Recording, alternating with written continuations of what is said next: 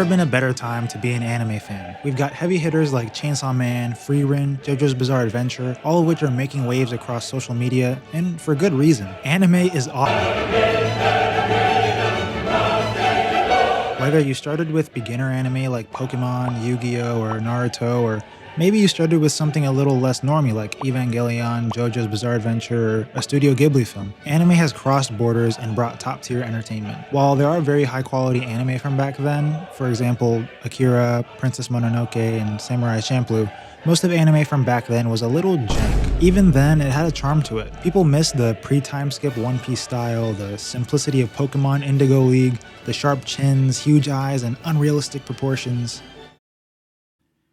I guess we still kind of have that. But life goes on. Through style updates from artists and authors, as well as improvements in technology, we get buttery smooth animation, impact frames, distinct characters, and world design. And it all looks so good. Sometimes that ends up in a mid-story getting really good animation, but it's a feast for your eyes nonetheless. The animation studio isn't at fault for the lackluster story. Unless you're an unemployed lazy chud like me, there's no longer a need to scour my anime list for hidden gems anymore. There's always something good to watch. And even if there isn't anything good coming up this season, there's so much to catch up on. I feel bad for new-gen anime watchers that either don't know about classics from before the age of Sung Chin Mew solo leveling your sister. What? With the Sigma? I feel even worse for the new gen that play catch up and take the time to watch those amazing shows like I did. It's almost like there's too much good anime.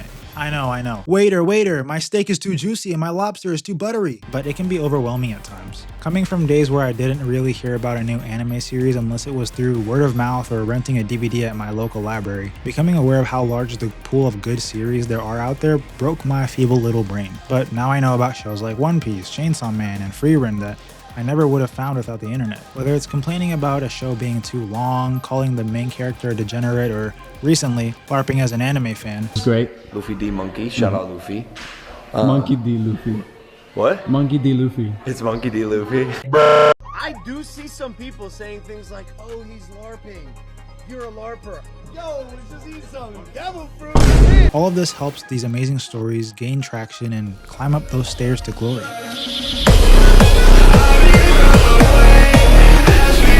Let's start with a little history lesson. Anime culture and meme culture are very much tied into each other. Most anime rely on slapstick comedy, which I like, so my bar for a good anime is very low. And while I wasn't personally a part of these communities, there's shows like Lucky Star, Azumanga Daioh, and Nichijou, all of which are either centered around meme culture or have had memes spawned off them that you've probably seen even if you haven't watched them. Some of the greatest memes become completely separate from the anime. Dio's time stop sound effect, Nami's sad music from the early days of One Piece, Giorno's theme from Golden Wind. Even if you know nothing about anime, you've probably heard these sounds somewhere like your For You page. As anime got more accepted by the mainstream, it started to become more integrated into Western meme culture. Big YouTubers started talking about it more often, and your average everyday normie started LARPing, oh my god. We've had genuine anime fans like PewDiePie who has actually watched anime and read manga, and then we have people like Michael B. Jordan.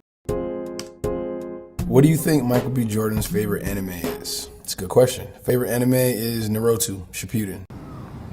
But for us normies, all we want to do is laugh at some good memes and brain rot. From Lobotomy Kaizen to JoJo memes to One Piece controversies and agendas, there's so much gold out there just waiting to be meme to shit. Side note, the Joseph Fence meme has got to be the worst meme to come from JoJo's Bizarre Adventure. I'm sorry, it's the truth. It's so bad.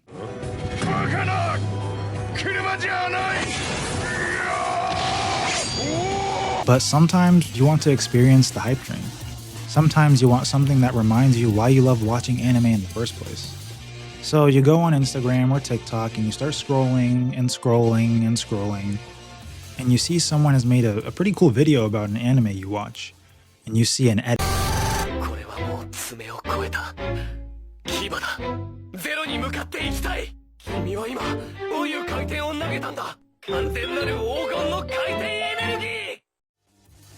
AMVs, anime edits, manga edits. If you have anime stuff in your social media, you've probably seen something like this before. Not gonna lie, I like these. There was a good 2 months where my timeline was nothing but anime and manga edits, and they were straight heat. I felt the hype.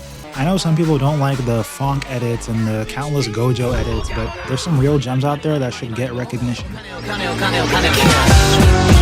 As my autism is with trains, anime fans can be very dedicated to the shows they like. They can be realized into edits, fan videos, talking about shows like I'm doing right now, and sometimes even full-blown productions of some pretty cool stuff. But as every show has a beginning, it must have an end, where the curtains drape and the room goes dark.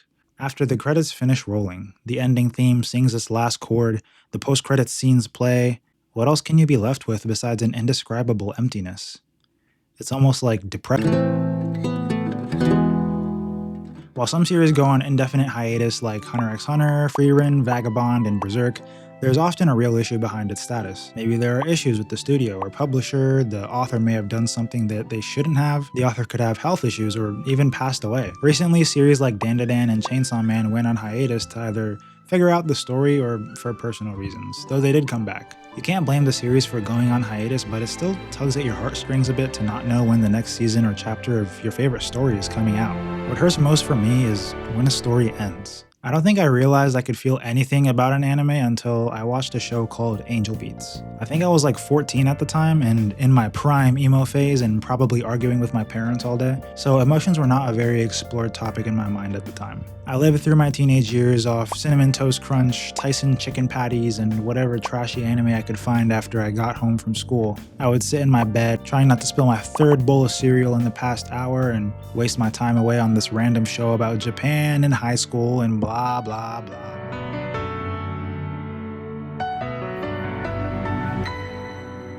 And then the last episode played.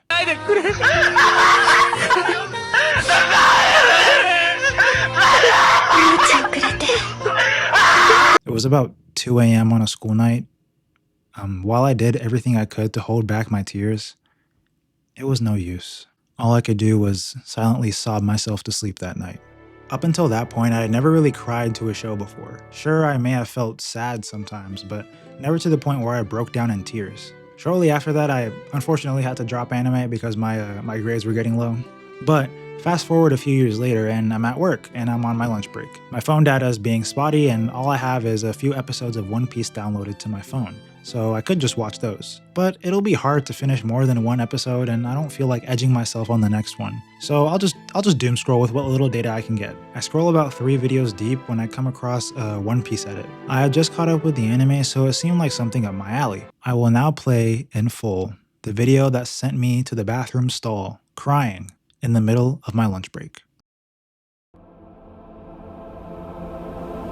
Wealth, fame, power. Gold Roger, the king of the pirates, attained this and everything else the world had to offer. And his dying words drove countless souls to the seas. You want my treasure? You can have it. I left everything I gathered together in one place. Now you just have to find it. You may try to destroy their spirit, but you will never extinguish their flame. So it has been, and so it shall continue to be from now till the very end of time. The dreams of pirates will never end! Will justice prevail? Why, there's no other way! The winner will define the meaning of justice! But I don't want to rule anything. Being king of the pirates is about being more free than anyone. The warrior of liberation. Nika, the sun god. In the East Blue, there's a kid who said the same thing Captain Roger said. His spirit lives on in him. Straw Hat Pirates have performed countless miracles along their journeys. Joyboy has returned! Luffy is the man who becomes... Luffy won't lose, because he's gonna be... He's going to be... He's gonna be... He's gonna be... When the new... Want him to become... Tell him he's going to be... Then surely then I'm gonna be...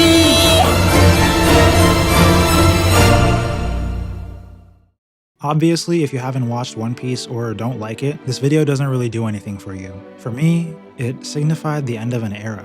One Piece has been around for as long as I can remember. I had seen the memes, the agendas, the slander, the unbelievable number of episodes, and the sheer amount of time it would take for me to watch everything, yet I decided to embark on this journey anyway. I'm so grateful that I wasted my teenage years catching up with One Piece because it has genuinely changed my life for the better. It might not seem that way, but just trust, okay? To be part of a community with such a history feels great. To understand the inside jokes, be part of the slander, and know that there are people just like me who are indebted to this goofball is an amazing experience. But like I said, every story must come to a conclusion. Once the Wano arc ended, Luffy got an upgrade and became an emperor, and the Straw Hat crew sailed forth to find the last clue to the One Piece. I realized that this is the end game. What I just witnessed was the beginning to the end of a story I'd followed for most of my life and grew up side by side with. The animation and style quality for an average episode of One Piece got way better. I started seeing predictions for when the manga was going to end, and Oda started giving more clues about how the manga was going to end. He even made a real-life One Piece and tossed it in the ocean for someone to find. I'd love for the story to continue forever, but Oda deserves to rest after writing a story for almost 30 years. However, just because I say that doesn't mean it isn't sad to see a staple of my life come to an end. There are manga series and anime that have started and ended in the time One Piece has been running. Outside of One Piece, there's Chainsaw Man, whose manga had an ending that just trolled everybody, Dandadan, which is currently on hiatus as far as I know, but has such an amazing story and lovable characters, Steins Gate and Re:Zero, two birds of a feather, one a classic and the other on its way to become one. In cases like Re:Zero and Dandadan, these are shows that switched me from being anime only to reading the manga. Well, at least for Dandadan. I tried to read Re:Zero, but I realized that the manga was behind the anime because the anime is adapted from the light novel. What do you expect me to do, read with no pictures? I catch up to all my beloved manga and anime, and what am I left with? I can rewatch the episodes, I guess. I can watch all the spin-offs and see what the author is up to, but for a series like Chainsaw Man and Steins Gate, the story is over. Nothing new will come out of the world I loved, and all that's left to do is fill the empty space with the next show, right? I think post-anime depression syndrome, or anime hangover, hits really hard for me because I've pretty much just been playing catch-up all my life. Any series I wanted to watch when I was younger was usually either finished or was going to keep airing for a while, so I never had to worry about when the show was going to end or when the next episode was going to come out. All anime was just a time capsule waiting for me to unlock it. Because there was an end in sight, I didn't have to worry about what I was watching. It was just another anime. As I got older though, I started catching up. I started having to wait. And as I matured, I started attaching bits and pieces of myself to each story. I immersed myself in each world. I cried when the characters cried. I laughed when the characters laughed. I got mad when the characters got mad. When the story ends, that's when me and the characters go our separate ways. They achieved their goal, or maybe the world went to shit, depends on the anime. But after the initial excitement and happiness dies down, I'm forced to realize that I can't immerse myself in that world anymore. At least, not like I used to. There is no suspense or surprise or new jokes to laugh at. The story is over, and I have to disconnect the part of me that loved that world. Until I watch it again a year or two later, and I realize why I enjoy anime in the first place. Yeah, just because I get sad when I finish a show does not mean I'm going to stop watching anime at all. Fuck out of here.